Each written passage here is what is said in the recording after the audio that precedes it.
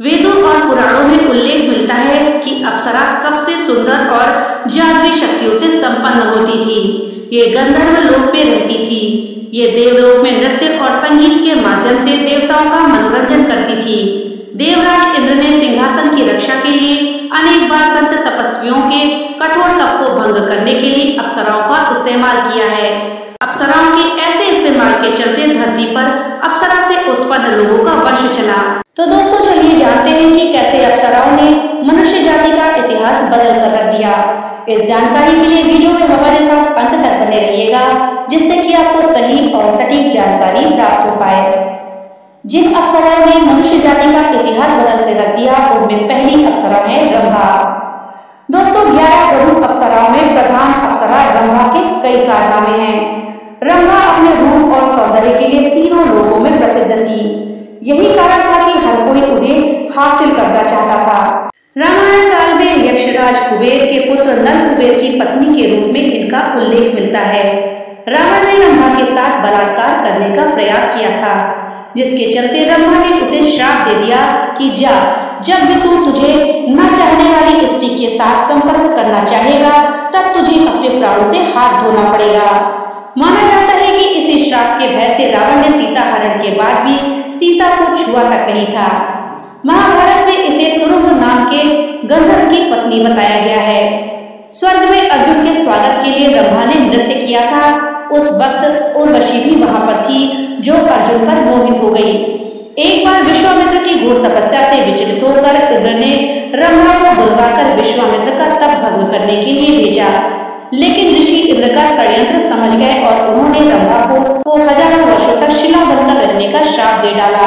सवाल ये उठता है कि अपराध तो इंद्र ने किया था, पर सजा रंभा को क्यों मिली? हालांकि वाल्मीकि रामायण की एक कथा के अनुसार एक ब्राह्मण के द्वारा यह ऋषि के श्राप से मुक्त हुई थी, लेकिन स्कंद पुराण के अनुसार इनका उद्धार श्वेत मुनि के द्वारा किया गया बताया गया है, जिनके छोड़े बाढ़ से यह शिला रूप में कवि तीर्थ में गिरकर मुक्त हो गई थी।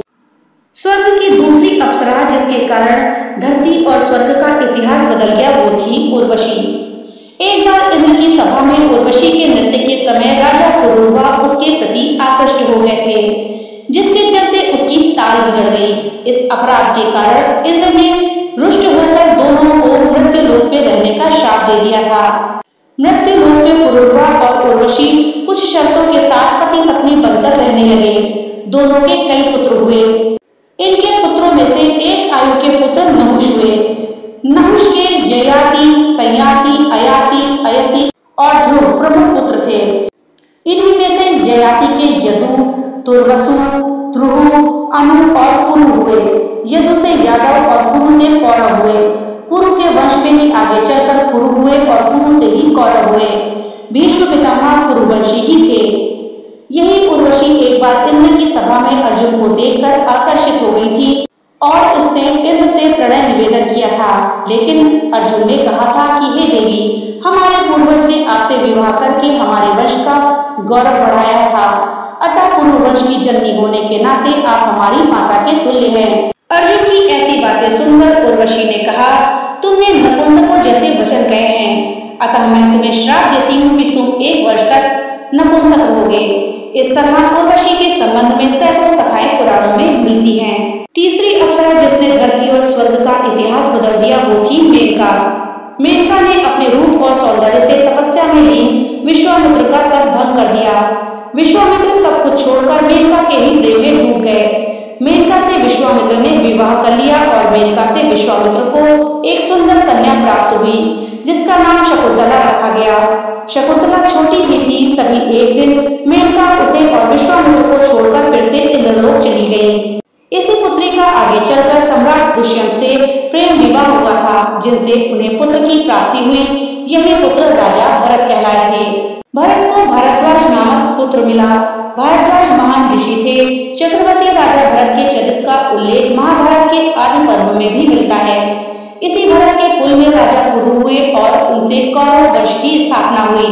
कुरु के वंश में शांतनु का जन्म हुआ। शांतनु ने गंगा और सत्यवती से विवाह किया था।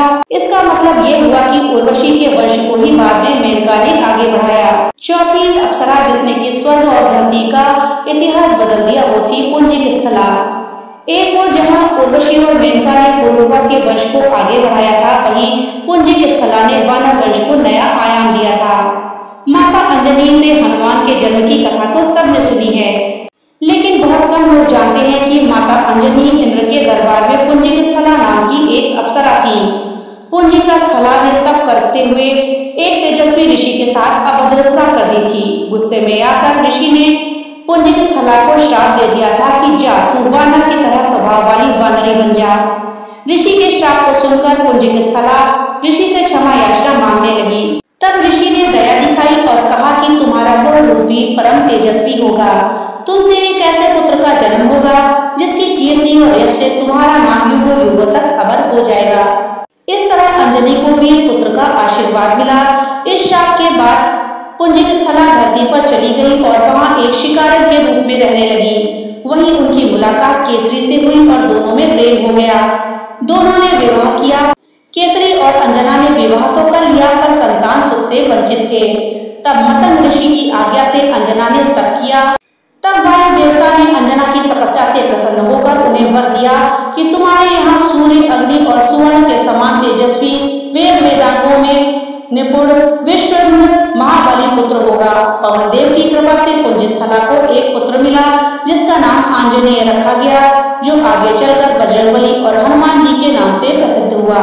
अगली अप्सरा जिसने की धरती और स्वर्ग का इतिहास बदल दिया वो थी तिलोत्तमा।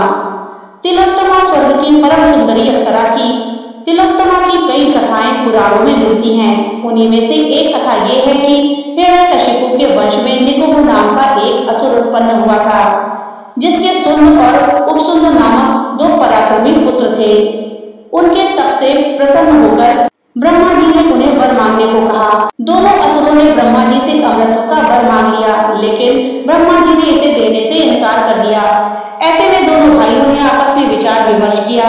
दोनों ने सोचा कि हम दोनों में बहुत प्रेम है और हम आपस में कभी लड़ते नहीं हैं। उनको पूर्ण विश्वास था कि वे कभी एक दूसरे के खिलाफ कुछ भी नहीं करेंगे। इसलिए ये सोचकर उन्होंने ब्रह्मा जी से कहा कि उन्हें ये वरदान मिले कि एक दूसरे को छोड़कर इस त्रिलोक में उन्हें और कोई ना मार पाए। ब्रह्मा जी ने कह दिया तथास्तु। बस फिर क्या था, दोनों भाइयों सुंद और उपसुंद ने त्रिलोक में अत्याचारों को करना शुरू कर दिया, जिसके चलते सभी ओर हाहाकार मच गया। ऐसी विकट स्थिति को जानकर ब्रह्मा ने दोनों भाइयों को आपस में लड़वाने के लिए तिलोत्तमा नाम की अप्सरा की सृष्टि करी। ब्रह्मा से आज्ञा पाकर तिलोत्तमा ने सुंद और उपसुंद के निवास स्थान विंध्य पर्वत की ओर प्रस्थान किया। एक दिन तिलोत्तमा को दोनों भाइयों ने टहलते और गाते हुए देख लिया और दोनों ही उसे देखकर सुध-बुध खो बैठे। जब उन्होंने सुध संभाली तब सुंद ने उपसुंद से कहा कि ये अप्सरा आज से मेरी पत्नी हुई। ये सुनते ही उपसुंद भड़क गया और उसने कहा, नहीं, तुम अकेले ही ये निर्णय नहीं ले सकते। पहले इसे मैंने देखा था, इसलिए ये मेरी अर्धांगिनी बनेगी। बस फिर क्या था, दोनों भाई जो बचपन से ही एक दूसरे पर जान लेते थे, वे अब एक दूसरे की जान लेने के लिए तैयार हो गए। बहुत समय तक उनमें लड़ाई चली और अंततः वे एक दूसरे के हाथों मारे गए। दुर्वासा ऋषि के श्राप से यही तिलोत्तमा अप्सरा बाण की पुत्री हुई और अष्टावक्र ने भी इन्हें श्राप दिया था। अगली अप्सरा जिन्होंने धरती और स्वर्ग का इतिहास बदला वो थी धृताची अप्सरा। धृताची अप्सरा एक प्रसिद्ध अप्सरा थी। कहते हैं कि भारद्वाज ऋषि की तपस्या भंग करने के लिए एक बार इंद्र ने इन्हें भेजा था। भारद्वाज गंगा स्नान करके अपने आश्रम की ओर लौट रहे थे, तभी उनकी नजर धृताची नाम की अप्सरा पर पड़ी, जो कि नदी से स्नान करके बाहर निकल रही थी। भीगे वस्त्रों में उनके कामुक तन और भरे पूरे अंगों को देखकर भारद्वाज मुनि वहीं पर रुक गए और उन्होंने अपने नेत्रों को बंद करके खुद को नियंत्रण करने का बहुत प्रयास किया, लेकिन ऐसा करने में वे असफल रहे। आंखें खोलकर वे उसके रूप और सौंदर्य को निहारने लगे। काम वासना से पीड़ित भारद्वाज का देखते ही देखते वीर्यपात हो गया। तब वीर्य को उन्होंने एक द्रोणी अर्थात मिट्टी के बर्तन में रख दिया, जिससे द्रोणाचार्य का जन्म हुआ। पौराणिक कथा के अनुसार यह कश्यप ऋषि तथा प्राद्या की पुत्री थी। पौराणिक मान्यता के अनुसार धृताची ने कई पुरुषों के साथ संबंध बनाए थे। कहते हैं कि विश्वकर्मा से भी धृताची के पुत्र हुए थे। रुद्राक्ष से घृताची को 10 पुत्र और 10 पुत्रियां उत्पन्न हुई थी। कन्नौज के नरेश कुशनाभ ने इसके गर्भ से 100 कन्याओं को उत्पन्न किया था। महर्षि च्यवन के पुत्र प्रमिति ने घृताची के गर्भ से रुरु नामक पुत्र उत्पन्न किया था। घृताची की खूबसूरत काया को निहारने मात्र से वेद व्यास ऋषि कामासक्त हो गए थे, जिसके चलते शुकदेव उत्पन्न हुए थे। तो दोस्तों, इस तरह से अप्सराओं के मादक जाल में फंसकर ऋषियों ने अपना तप छोड़ दिया और संसार में अपने वंश की वृद्धि करी। इसी तरह से इन अप्सराओं के और भी कई कारनामे हैं। इनके अलावा और भी कई अप्सराओं ने धरती पर आकर मनुष्य जाति को अपने जाल में फंसाकर कई पुत्र और पुत्रियों को जन्म दिया। कहते हैं कि मनुष्य की आधी आबादी इन्हीं की संतानें हैं।